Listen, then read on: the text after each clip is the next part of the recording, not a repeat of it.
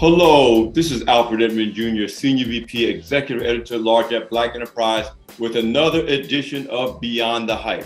This episode of Beyond the Hype is sponsored by our good partners at AT&T, so you know it's going to be a great conversation. And I have with me Michael Quigley, EVP Content Acquisitions for TNT, TBS, True TV, HBO, and HBO Max. And I don't know if there's any other things you're going to throw in there, but you're got to be a really busy man. Listen, Michael, welcome to the show. Thanks for joining us for Beyond the Hype. Alfred, thank you so much. And I got to just put in a personal plug. I have been a regular and religious and faithful reader and subscriber of Black Enterprise since I was a young Black working professional. And I can still remember saying to myself, one day I'm going to be featured. One day I'm going to be featured in Black Enterprise. So now I can finally say, Mama, I made it. Yes. On the hype, here we are. No doubt. Great honor to be with you. I appreciate it. So we're in a really interesting space in the work that you do in media in general, in content creation and content distribution, and even the valuation, particularly of Black creators, Black producers, Black actors. We know the journey that we've gone through in terms of Black people being in media, how we're portrayed, whether in fiction and nonfiction and news, or in fictional and creative endeavors. Right. You are in a very, very interesting space. And I want the audience to really understand what it means for you to be in a role where you buy and license, prize film and television titles from WarnerMedia's, library from third-party partners, and just building content, curating content across all these platforms we just named. Talk to me about what you actually do. What do you get paid to do? And then what do you do because you just love doing it? That makes this just a great experience for you. Yeah. So Alfred, I always tell folks I start at the end, right? So I work with a great team of folks, as you mentioned, across HBO and the 7 networks of HBO, across Cinemax, the 4 networks of Cinemax, 6 different basic cable networks from the Turner Network family, TBS, TNT, True TV, Cartoon Network, Adult Swim, TCM, and of course, HBO Max, our direct-to-consumer streaming platform. I work with my colleagues and counterparts, and we start with the end question, which is, what do we want this makeup of programming to be on this network, on this streaming platform? What kind of content experience do we want to deliver? Part of that content experience is original programming. And I've got some fantastic counterparts across the networks and across HBO Max who work on that. Part of that, given our portfolio across the Turner networks, is news and information, is live sports programming. And I've got colleagues who work on that. But I tell folks from an entertainment content perspective, my team and I focus on, from a content acquisition standpoint, licensing movies and licensing series that are made available across our networks and across HBO Max. Anything that's been previously theatrically released, for the most part on the movie side, anything that you see that has been previously aired on the television or streaming side, that's where my team steps in. And so that's everything from, Black Panther and the Marvel movies and the DC movies like Wonder Woman and Aquaman appearing on TNT, to classic movies on TCM, to animated series like Family Guy or The Cleveland Show on Adult Swim, through to on the HBO and HBO Max side, not only fantastic theatrical films, but also some wonderfully beloved series, big series like Friends and Big Bang Theory, but also some beloved series within the Black community, like The Fresh Prince of Bel-Air. And I know, Alfred, you had to have seen The Fresh Prince of Bel-Air reunion, but just being able to bring some of those movies, some of those series that we have known and loved and watched together for years and years across generations, that's where my team focuses in. What I do day to day, I think my teenage daughters say it best. Dad, you watch a lot of TV shows and watch a lot of movies and go to a lot of meetings. And I tell them that's true. And I also send a lot of emails. They said, yes, you also send a lot of emails. But really the reason I do that is twofold. One, I'm in the business of making sure that we are licensing the right kind of content to deliver a great experience to our consumers. That's the business side of what I do. We want to make sure we're licensing the right kind of content. We're valuing it appropriately. We're making it available in the best possible way we can. But the other important part of what I do, and I'm reminded because I had an hour-long conversation with an independent filmmaker earlier this morning, I'm also making sure that we're bringing these important stories that filmmakers or television writers have poured their hearts into, and we're bringing those stories to audiences. In some cases, audiences who have known those stories and loved those stories for years and years, they get to rewatch them again. But in many cases, we're bringing some of those nostalgic series or some of those nostalgic movies to brand new audiences. And so I often tell our content partners, in the end, I'm kind of a caretaker of your stories. And if I'm doing my job right, those stories are being seen by more people, being experienced by more people. They're in the end valued more at the end of my license term than when we first started. So that's kind of, for me, twofold an important mission in what we do. So let me say right up front, I am a superhero, like Marvel Universe in particular. I'm the guy that the first time, I still cry at the MCU movies. Only because those were things that I read growing up as a kid in comic books you never thought we would ever see able to be reproduced on a screen in a believable fashion. Right. But you knew those characters, you knew their issues, you knew their, so I tell my kids, the way your grandma used to react to soap operas, that's how I'm about Captain America and the Hulk and their issues. So I'm going to say right up front, this is almost, it's only tangentially relevant to our conversation today. I just watched Aquaman over the weekend again. Yeah. I just watched Wonder Woman again. I watched Black Panther. I can't tell you how many times. If any of those Avengers movies come on, I don't care which one it is, I'm going to watch it. So you could say I probably spend a lot of time on TNT. Yeah. Well, listen, we've had great success with what we call big movies on TNT, right? Mm-hmm. Big, bold, brassy movies that bring people in, bring people together, bring people to watch. And we've had a fantastic partnership with my colleagues over at Disney for years around those Marvel movies, the Star Wars movies. But we've also been playing within our own sandbox. So I've also got to kind of tip my hat to my colleagues at Warner Brothers and the work that they have done within DC Comics and in the DC Extended Universe. You mentioned Wonder Woman, you mentioned Aquaman. We've got the Suicide Squad, a new release that's up on HBO Max, just came in last weekend, did great numbers for us. I'm just really excited about what we're doing in terms of being able to bring those big movies to audiences. And you touched on something that's important, which is particularly around these, I'll use DC Extended Universe, particularly around these comic book IP movies. There's a common refrain about superhero movies and superhero stories, and can everyone relate? I think what I'm seeing more and more, particularly with the DC Extended Universe, happen is we're creating stories both on the movie side, but even on the series side, where I've got friends who say to me, I'm not a big comic book person, but I stumbled into this show you guys have on HBO Max, Doom Patrol. And what I saw was myself reflected on screen. Yes. Not exactly perfect, not exactly polished, not built like a superhero, but just trying to make things better. And sometimes it's a little bit dysfunctional. Sometimes it doesn't work out exactly like you'd want it to. But I think that ability to allow people to see themselves on screen, even in a superhero canon, is really important. And I think that our colleagues at DC have tapped into something there in terms of their ability to kind of create, a Doom Patrol series, a Titans series. We've got Titans season 3 coming to HBO Max soon, seeing huge success with it. Very well done. Also been very well done. Down so that my teenage daughters like Teen Titans Go.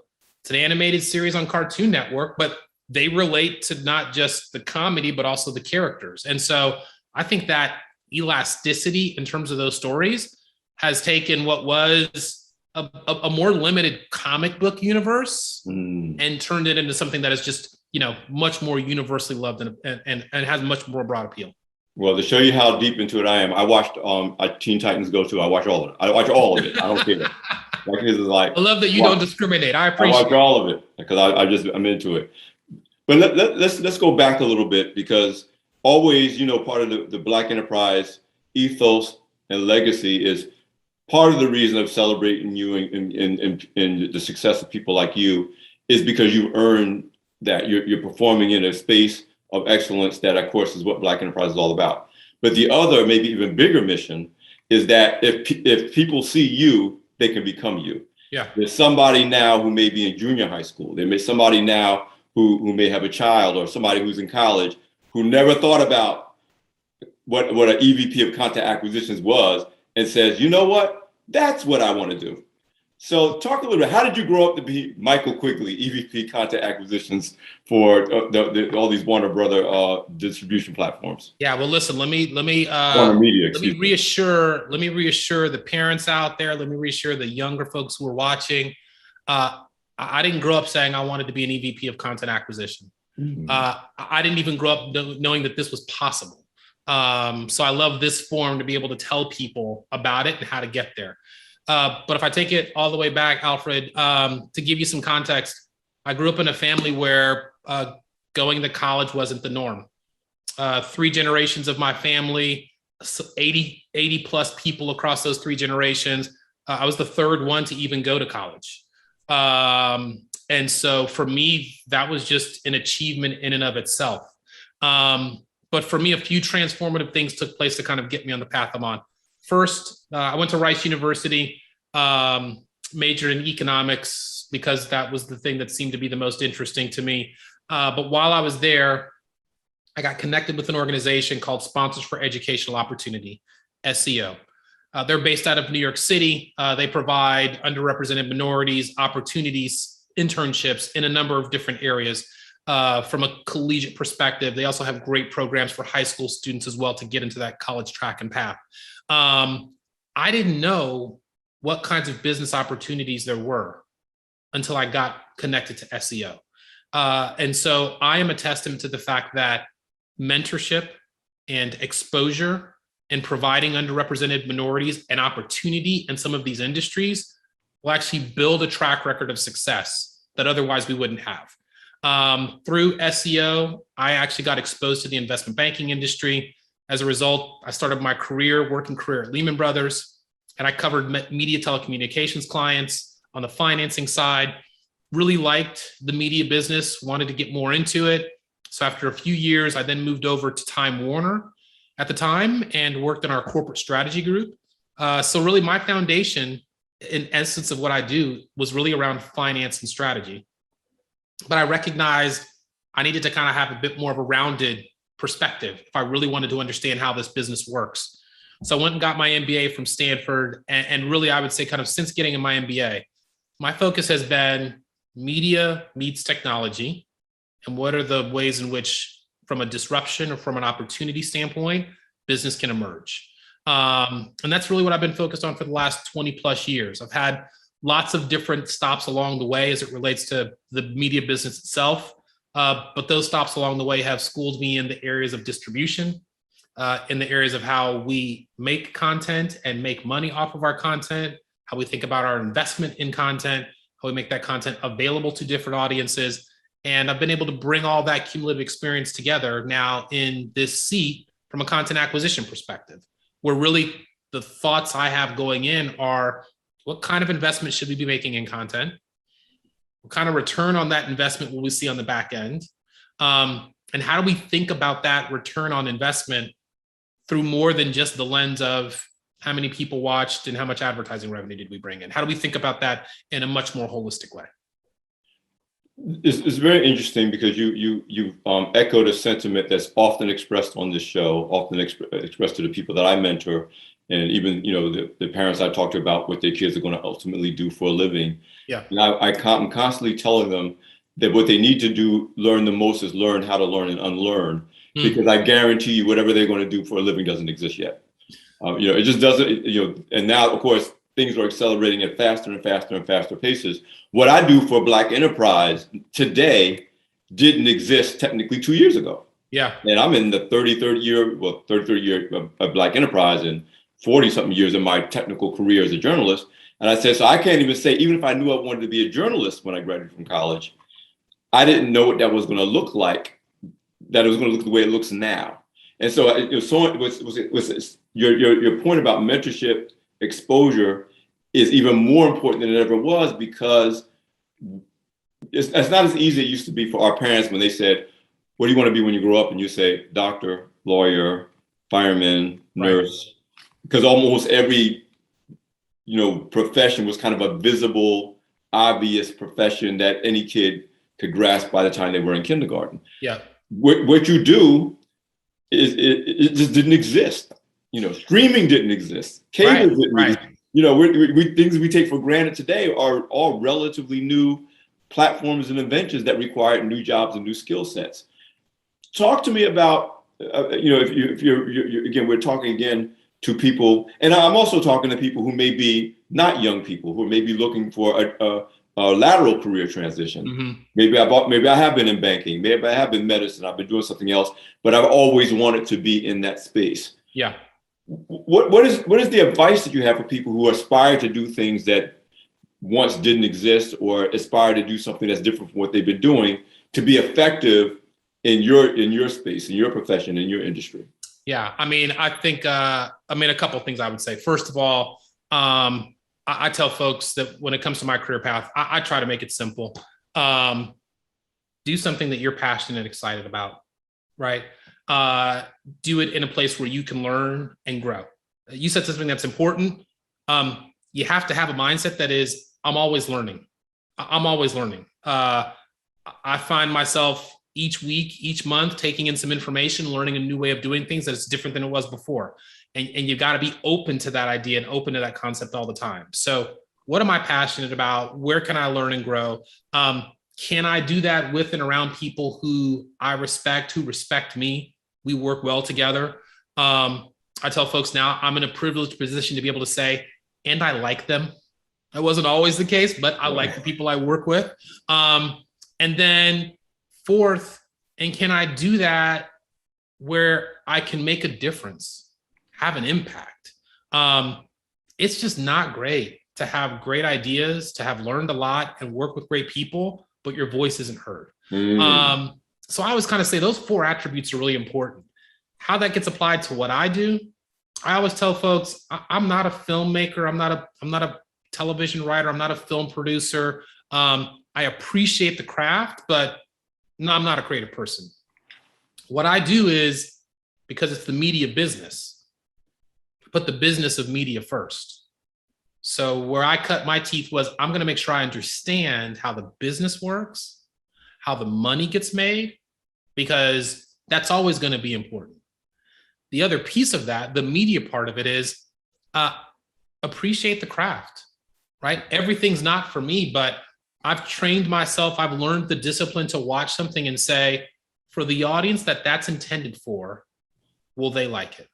And it's interesting to have reorient myself around that, because a lot of times, producers or creatives will ask me, well, did you, Michael, like it? And I'll frequently say to them, whether I like it's not important. The question is whether the audience you intended it for, whether I think they will like it. So there are, unscripted shows made for young adult women.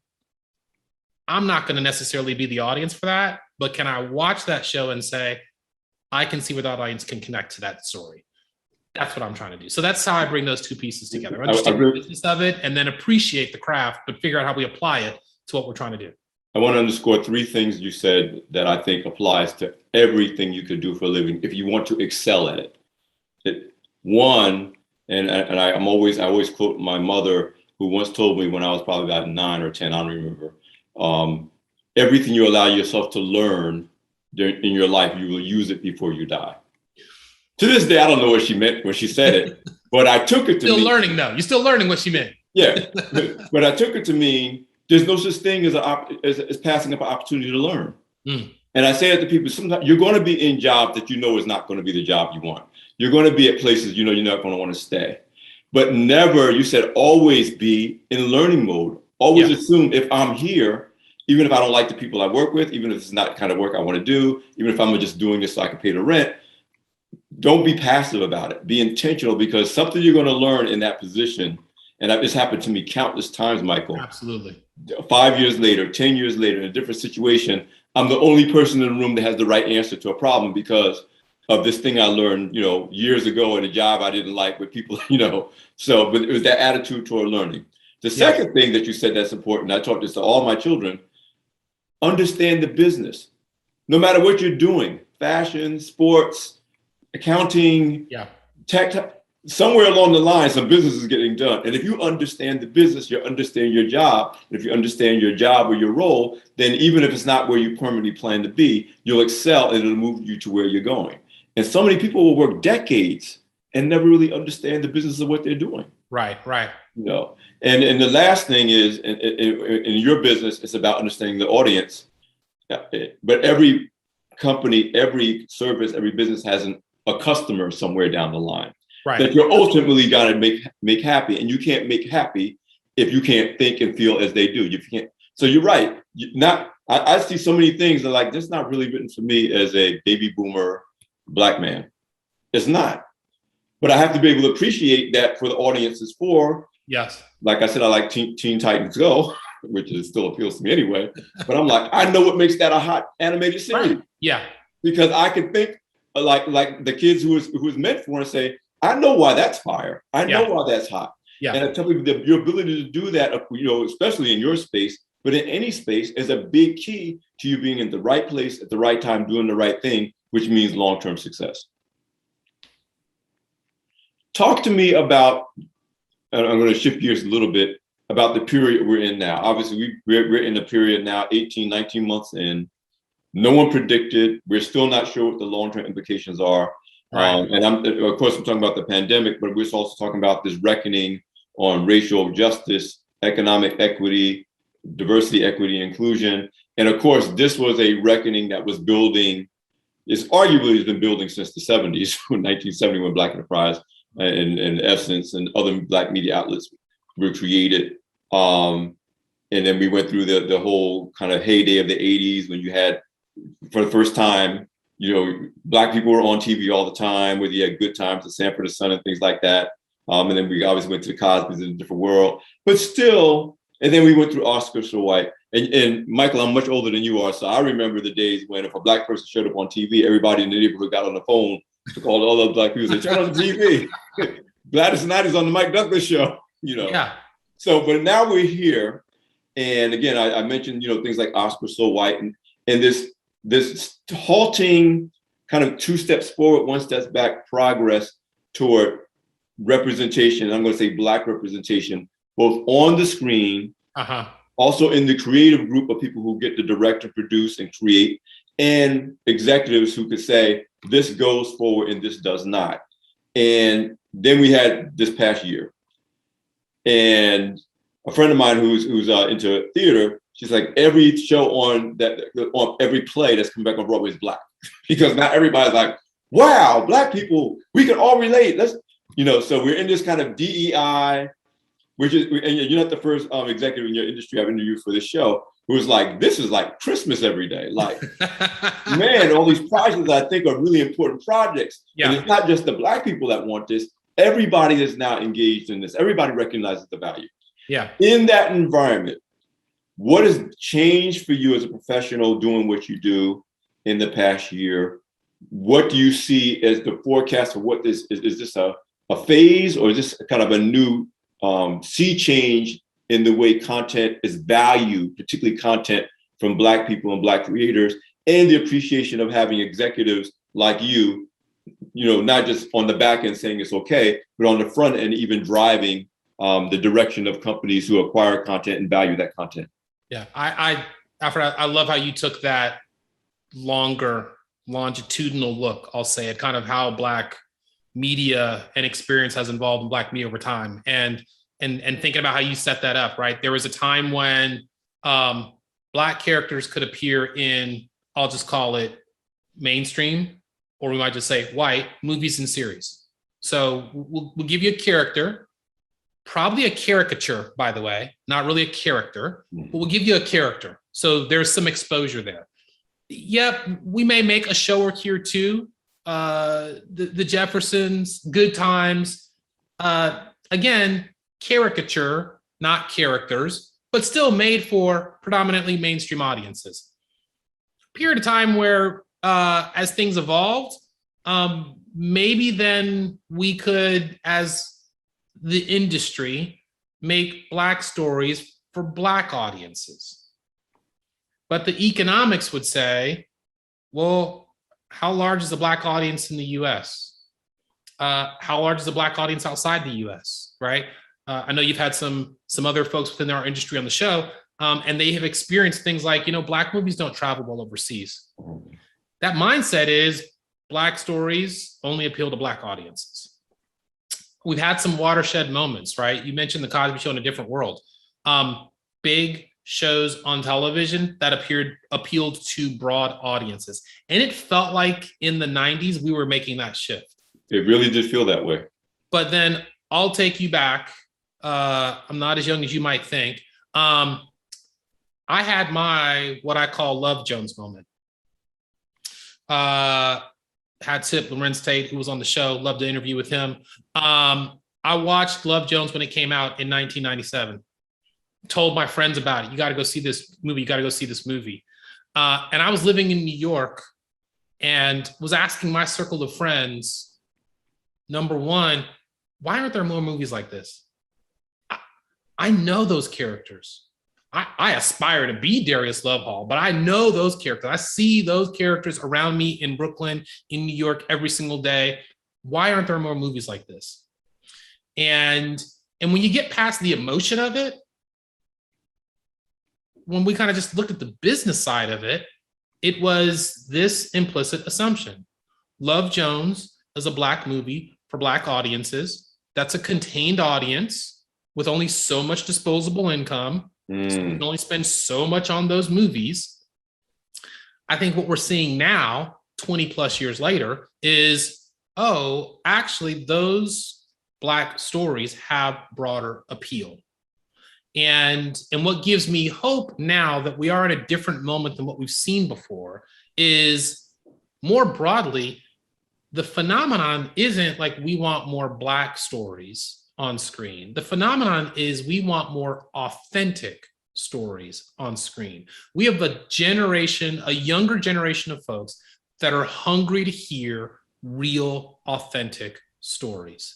Whether those real, authentic stories are told on TikTok or Instagram, whether they're told on HBO Max or HBO or TNT or CNN, they're looking for real, authentic stories. And so I tell folks their palette is much broader.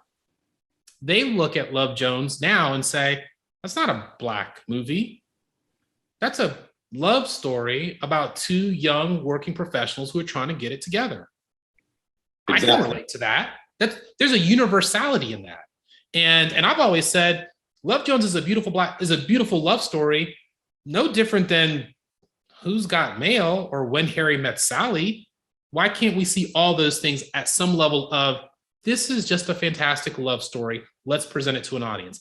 I feel like things are different in that respect now. And so you're right, certainly the racial reckoning has, for Black creatives, created a huge amount of interest and desire, because the racial reckoning, if nothing else, has opened eyes to the fact that there are a lot of untold stories in America among Black Americans. But I argue more broadly, we've got more LGBTQ representation on screen. We've got more Latino, Latinx representation on screen. We've got more Asian representation on screen.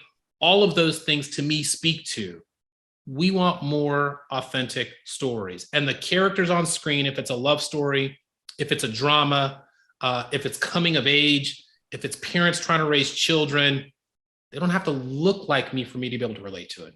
I agree with you, because I said that the boost, if you will, or the turbo boost of the racial reckoning of the past year certainly has, created a period of acceleration and rapid expansion. But the genie was already out of that bottle. Yeah. Because in addition to the trend, the demand for authenticity, particularly among younger audience, I noticed there's two other things that I think really informs why this is a genie that will never go back in the bottle, which is a good thing.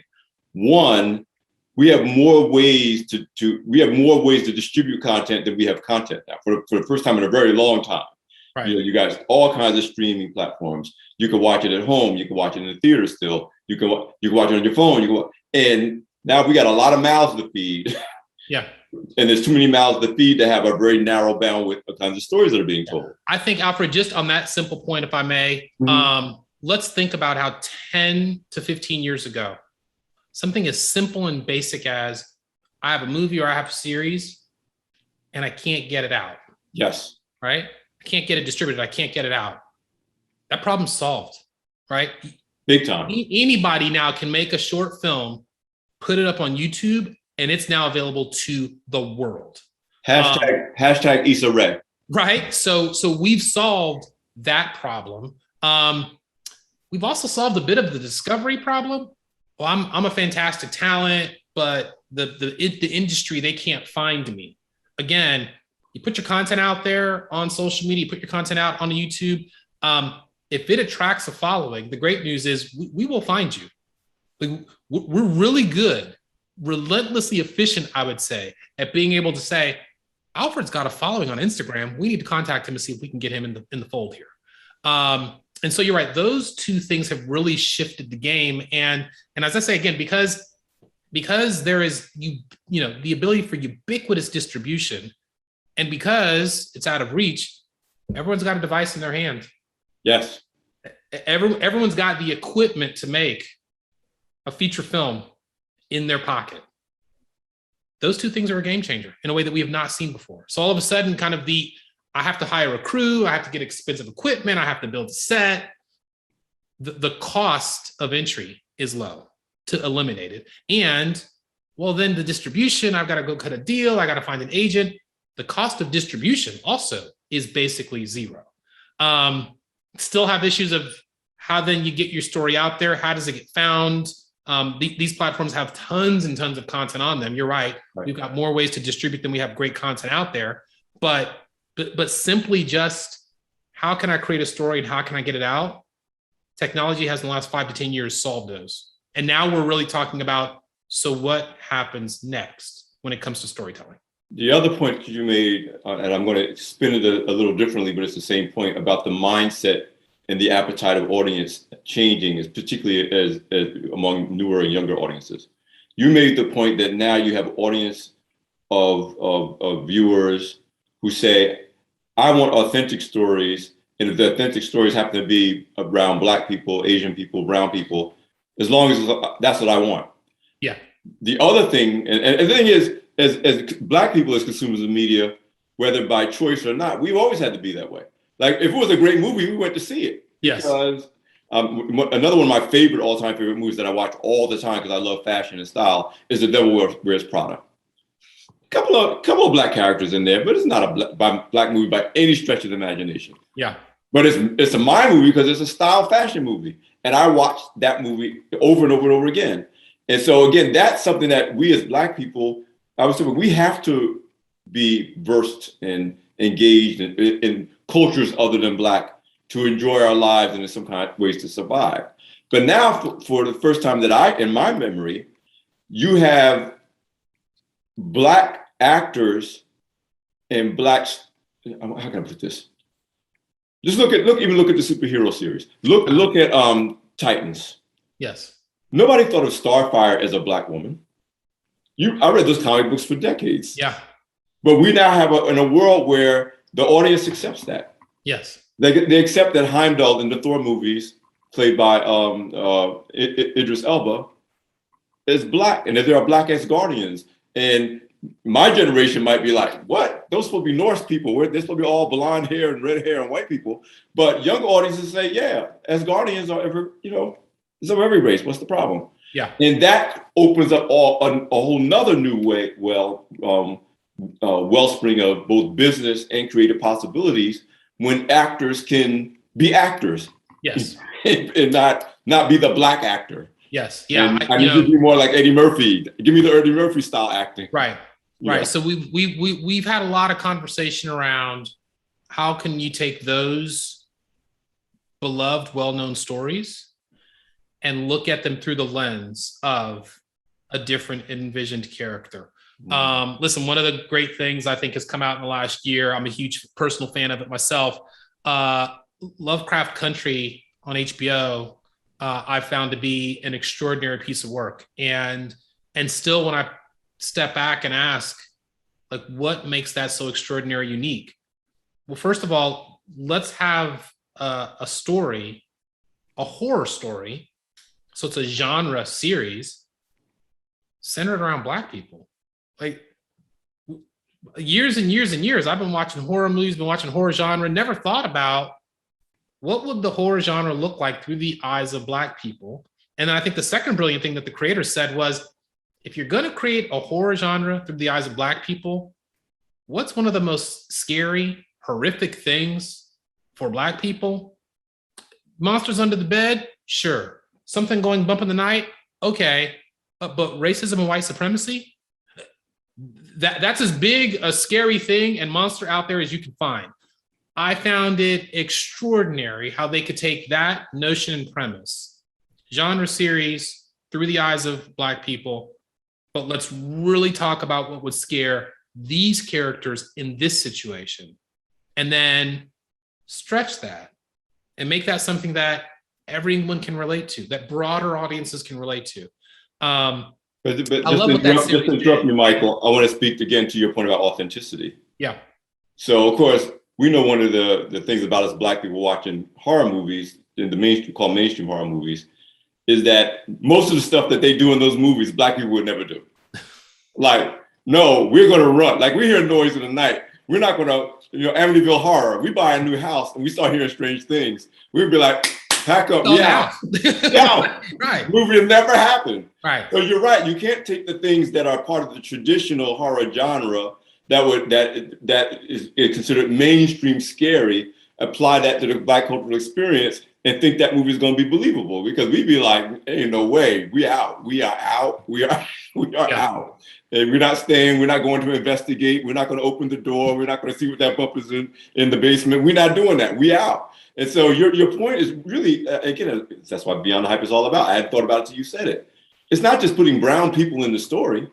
Yeah. It's thinking about, if this was happening to Black people, based on our experiences, what would scare us, what wouldn't scare us? Yeah. And if we were scared, how would we be more likely to react in a way that's authentic, not Black or white, but just authentic to the experience? So, and I would say this, what it means for us, right, from a creative community standpoint is, so there are a lot more stories we can tell.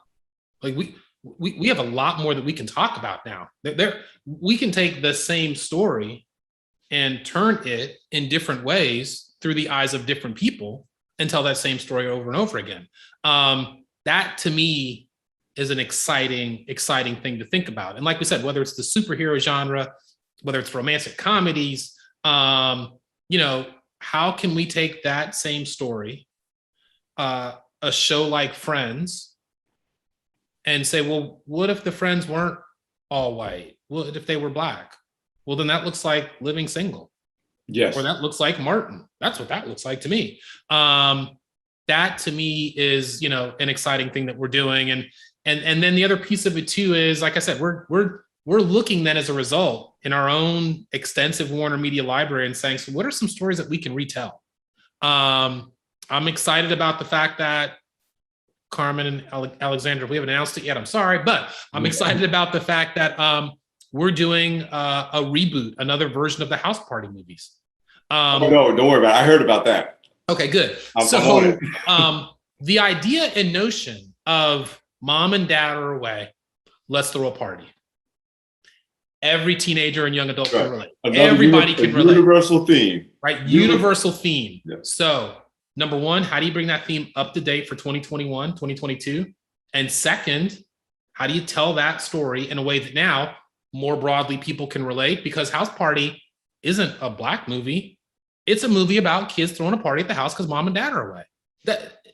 Right? And so I think just that shift in mindset has been really important for consumers. And then as a result, because consumers pushed it, now for us as an industry and as a business. Man, that's man, you're living up to the name of the show, bro. Really, I'm telling you. Oh God, I'm a creative at heart. People know me as a journalist in the business, but most people don't know my degrees in. I'm a visually trained artist. My degree's in art, and I minored in economics. And you said you majored in it, never knowing I was going to end up becoming a business journalist. I just did it because it was a practical thing to do at the time. But so I have a passion, and all four of my children are creatives. So we have these conversations all the time. My daughter is that kid that's made independent films. Like, Dad, I got people that want to do. I got a crew. I got a phone. we just did this, so she's won some film festival things, short films. And she's in that generation that's like, I don't need no studio. I don't need them. I'm going to just do this. So this is really fascinating. When she sees this interview, she's going to flip. She's going to love you. Yeah. But I want to shift gears again a little. I know I don't have that much time left with you to really talk about what drives you and what makes you tick. How you've been personally affected. We talked about the business impact and how it shapes who you are and how you are professionally and what you do and why you do it. Talk about, and again, everybody I've interviewed for Beyond Hype in this past year has either had me remind them or they've reminded me, even as we're navigating all of this in the roles that we are playing, whether we're corporate executives, whether we're, I've interviewed everybody from entertainers to law enforcement to politicians. Again, what I love about this show is I can really talk to anybody I want to, as long as they're doing something interesting. But they all go back to, even when all this is going on, I am still a Black person, a mother, a father, a son, a daughter who is impacted just like everybody else, who lost somebody to the pandemic, maybe had a child who was on the front lines of the Black Lives Matter protests. And that was interesting for me because I was a student activist in the late 70s, early 80s at Rutgers when I was a student. And now I understand why my mother was always like, you okay? Because two of my kids was like out there in Brooklyn, and I'm like, I'm proud of you for what you're doing, but now I'm on the parent side. Like, right. I don't want you to get arrested. I don't want you to get hurt. And so my point is, everything that you do professionally, you do. And then there's this other layer that all Black people, that everything that's impacting every Black person is still impacting us, even as we're doing this other stuff that we do. Mm-hmm. Talk to me about your experience as a person, because you're a person first, as a Black person, as a Black man, as a father, as you do your job, wrestle with these issues, but then you're being impacted by this like everybody else. Yeah. Listen, I appreciate you asking. I would say first, I'm a Black husband. I'm a Black father. I've got 3 beautiful daughters. My oldest is 23. She says, stop calling me girl. So 3 beautiful daughters, 2 teenagers and a 23-year-old. And I think first and foremost, I think about my family and the impact it's had on them. Difficult conversations with my children about what's going on and why. From the George Floyd video through to the conviction of the first officer who took his life, and talking to them about what's happening and what's going on and why it's important, and figuring out how to juxtapose the limitations that we still have in our country. We haven't realized the vision of America that we have talked about for so many generations. Juxtaposing that against still the message you want to give your kids, which is, you can do whatever you want to do in this country. You can do whatever you want to do in this life. Those are 2 hard things to hold together. It's like, Dad, you told me I could do or be anything I want to be, but now you're giving me lessons on if I get stopped by a policeman, what I can and can't do. Or you're telling me that the rules are different because my other friends who they drive, their parents aren't having these conversations. Why do I have to behave differently? Those are hard things to hold together. But I tell folks, like, that's being Black in America. Yeah. Black American is being both and holding both the Black and American. And sometimes those things feel like they're at conflict with one another, but we got to cling tightly to both of them. So that's where it starts for me. We were talking earlier. I've had a lot of conversations with friends, non-Black friends and colleagues who have wanted to talk about my Black experience for the first time. Friends I've known since childhood who called me and said, I realized, like, we've never really talked about this. And I'm sorry we haven't talked about it. And I tell folks, listen, I don't have time to traffic in guilt. We are where we are now. Let's just talk about how we move forward from here. And I'm open book on letting you hear how some of the experiences that we had, I looked at a little bit different than maybe you looked at it. So that's been certainly kind of emotional, but also it has been reassuring that so many people have reached out and said, I think I want to have the conversation that we've never had, and keep that conversation going. On that point, as it relates to just the business side of it, being a Black executive in our business, talking to other executives who also sit in these seats of representation. What's our responsibility to make sure that we're actually living up to representation? How do we make sure it's sustainable in terms of change and not just a one-time, one-off effort? We talk a lot about that and how we can move our companies and organizations in the right direction, not just my group that reports into me. And at WarnerMedia, I'm proud of our company because one of the first things that we did along this journey was to say, we're going to have a town hall discussion, and we're actually going to ask Black employees to share their experiences with all their counterparts. And I was one of those folks who contributed to that. It was a powerful thing to see Black employees talking about whether it was their experience in the workplace or just their experience in life, and letting that be the jumping off point for a conversation around, I'm bringing a lot more to work on a given day than you think. I've been on the way to a meeting in my offices and gotten pulled over completely unnecessarily by a policeman in my very nice car, in my very nice neighborhood. And I got to get over that because I have a meeting in 30 minutes. That's just a burden I bring that other people don't have to worry about. I tell one of my colleagues in the magazine. It's been interesting to see how quickly this has shifted in some respects over the course of the last 18 months. Still a lot of work to do, but I do feel like it's different in that more people are saying, can we just have the conversation so I can understand a bit more, not get defensive and tell you where you're wrong, and just, I'm actually going to give you the benefit of the doubt and respect your perspective and your history, and then ask, so what can we do and where do we go from here? I was about to say, sorry to talk over you. You're talking about being pulled over on the way to a meeting. And I was telling one of my colleagues in the magazine industry, we used to sit on the board of the American Society of Magazine Editors together. I was like, I've been in a group of other editors who are not Black, all going to the same place into a building for a meeting. And I would be the one pulled aside by security to double check, do you really belong here? And they're just flowing through, and like you said, you can't afford to make it a big deal because they're about to go into a meeting. You got to go do what you do. And where I draw hope from, and I think you kind of just made this point, if I draw hope from anything, and I think it's really the hope of America, not just the hope of Black people, is that at least space has been opened to have a conversation.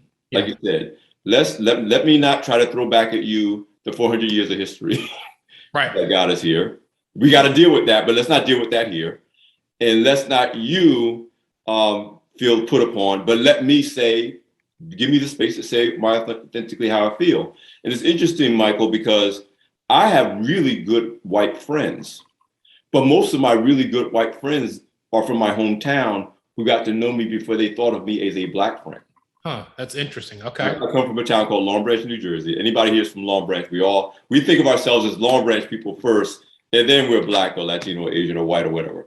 But if we're from Long Branch, even if our politics are totally different, even if our social economic, it's like, but we all, and part of that is because there's only like 9 elementary schools and 1 high school. Okay. Sooner or later, y'all going to, you're all coming together.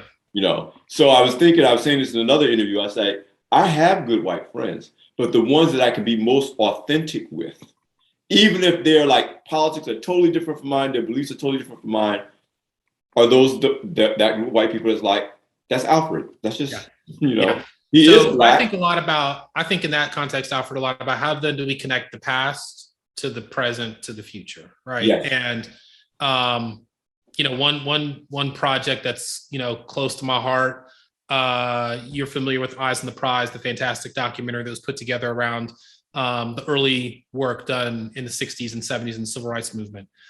We've partnered with Anonymous Content and Black Side to do 2 things. Number one, we're making available Eyes on the Prize Part 1 that entire multi-part series on our HBO Max streaming platform. I grew up watching Eyes on the Prize on PBS when it came on. Each time it would come on, we got to gather on TV and watch this thing together. The fact that I can actually now share that with my kids is an important step. But the other important step is, listen, trying to get a 13 and 15-year-old to watch grainy black and white footage of a bygone civil rights era, that feels like eat your vegetables.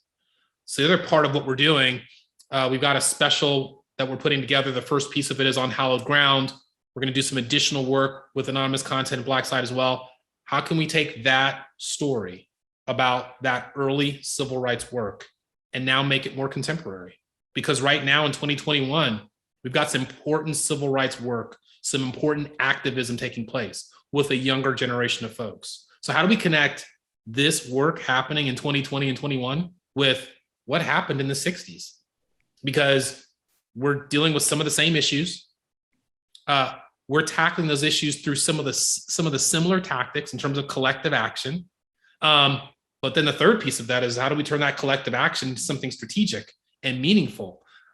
It's relevant. It's as relevant today as that conversation was 50 plus years ago. And I'm just thrilled that that's an example of the kind of thing that we're doing from a content acquisition perspective, from an original content creation perspective, to take existing stories, existing narratives, important conversations, let you know the historical context, and then let's now make them more contemporary, up to date, and relevant to today. Man, that you said that really, really, really is. I totally buy into everything that you just said. I mean, I really, really do. Again, you got to draw hope. Yeah. From all of this, and I tell people, Black people say, "How can you be hopeful?" I said, "All we got to do is look over our shoulders."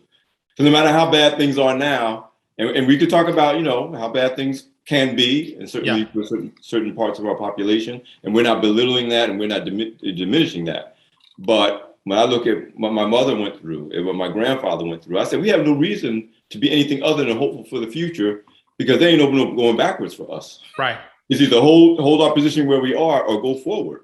And that everything you just laid out just underscores why that hopefulness is not just some random idealism, but is rooted in a realism of our experiences. Go back to your term, authenticity.